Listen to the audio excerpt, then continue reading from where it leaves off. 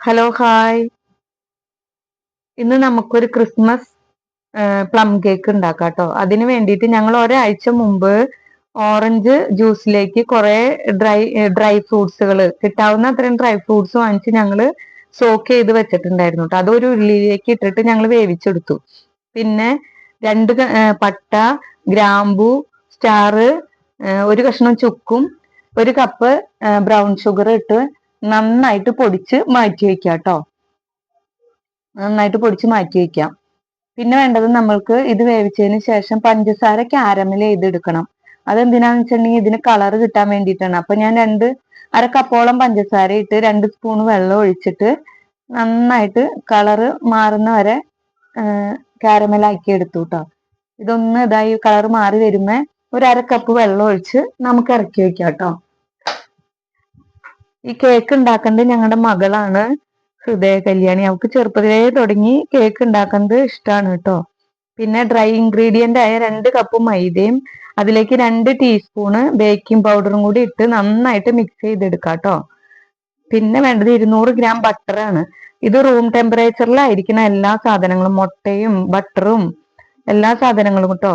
അപ്പൊ ആ butter 200 gram നന്നായിട്ട് ബീറ്റ് ചെയ്ത് അതിലേക്ക് 3 മുട്ട പൊട്ടിച്ചൊഴിച്ച് നന്നായിട്ട് ബീറ്റ് ചെയ്യണം. പിന്നെ രണ്ട് തുള്ളി വാനില എസൻസും കൂടെ ഒഴിച്ച് ബീറ്റ് ചെയ്തെടുക്കണം കേട്ടോ. ഇതിനിടയ്ക്ക് നിങ്ങൾക്ക് എൻ്റെ വീഡിയോ ഇഷ്ടപ്പെടുകയാണെങ്കിൽ ലൈക്ക് ചെയ്യാനും ഷെയർ ചെയ്യാനും മറക്കരുത്. കമന്റുകളൊക്കെ കുറവാണേ, എല്ലാവരും എന്നോട് സപ്പോർട്ട് ആവണേ.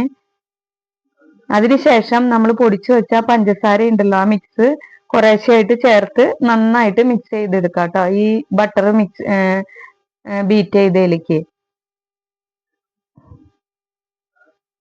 കുറേശ്ശെ ആയിട്ട് നമുക്ക് നന്നായിട്ട് മിക്സ് ചെയ്തെടുക്കാം.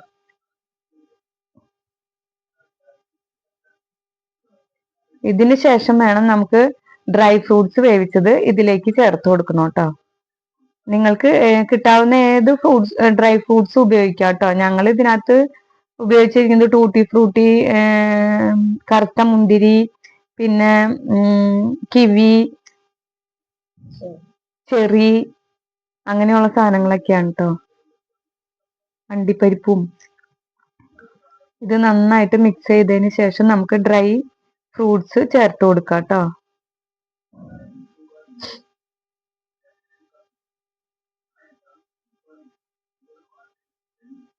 ക്രിസ്മസ് ആയിട്ട് എല്ലാവരും ഇതൊക്കെ ഒന്ന് ഉണ്ടാക്കി നോക്കണേ.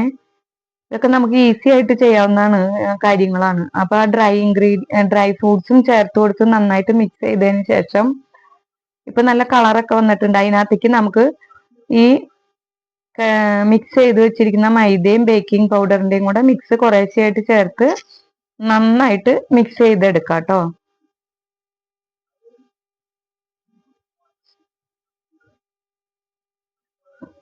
ഇത് നന്നായിട്ട് മിക്സ് ആയി വന്നതിന് ശേഷം നമ്മൾ നേരത്തെ ക്യാരമൽ ചെയ്ത് വെച്ചിരിക്കുന്ന പഞ്ചസാര ഉണ്ടല്ലോ, അത് ഒരു 2-3 സ്പൂണ് ഒഴിച്ചു കൊടുക്കാം കേട്ടോ.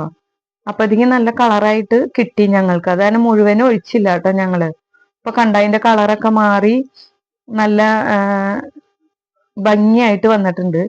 ഇനി അതിന് 10 മിനിറ്റ് മുമ്പ് ഞങ്ങള് ഗ്യാസ് സ്റ്റൗവിലേക്ക് ഒരു പാത്രം വെച്ചിട്ട് പ്രീ ഹീറ്റ് ചെയ്യാൻ വെച്ചിട്ടുണ്ട് കേട്ടോ, ഒരു റിങ് ഇറക്കി വെച്ചിട്ട്.